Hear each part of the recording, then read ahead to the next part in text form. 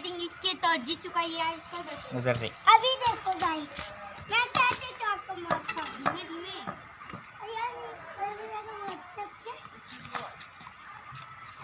तो गाइस मेरा भाई बोल रहा है कि ये धीरे मारना, घर में जाएगा वो चलेगा मतलब बस आराम से।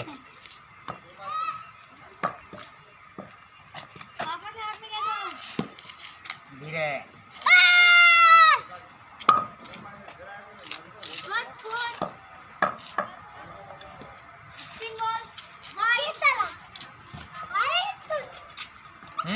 नीचे चली जा। पापा कैच क्यों नहीं करते? मैं तुम्हारा वीडियो बना रहा हूँ। गाइस ये देखो, धीरे देख चला जाएगा बेटा कल के जैसे। ये बॉल गई ना मेरी क्या गलती? चलेगा। इसमें मेरी क्या गलती? मैं सीधे मार गया नहीं गई। देखो देखो यार तू